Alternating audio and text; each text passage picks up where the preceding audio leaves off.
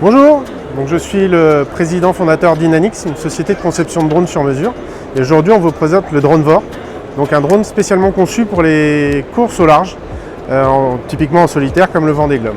Aujourd'hui, dans les courses au large, on a des images typiquement au début, à la fin, mais au milieu, on est assez pauvre avec souvent des images de type selfie et pas d'image du bateau dans sa globalité. Donc l'idée, c'était de concevoir un drone qui soit facile à utiliser par les skippers, qui ne sont pas des pilotes de drones, qui sont des skippers, et un drone qui soit étanche, flottant et sécurisé. Donc il est étanche bien sûr, flottant, grâce à une pièce en mousse, là toute la partie noire c'est de la mousse, du polystyrène, qui permet en plus de protéger les hélices, protéger les doigts typiquement, et d'assurer la flottabilité du drone.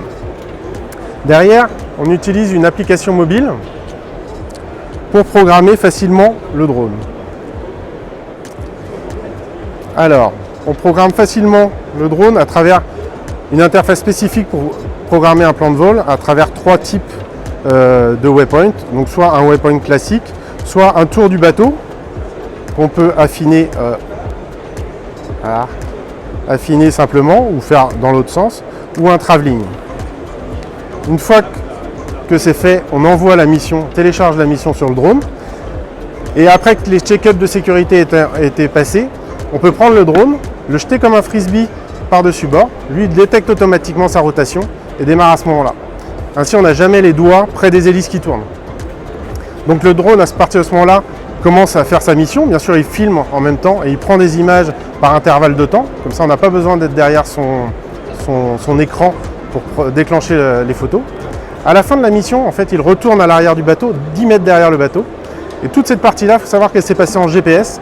C'est-à-dire qu'on a un GPS à bord du drone, un GPS à bord du bateau et on fait des calculs de différentiel de position.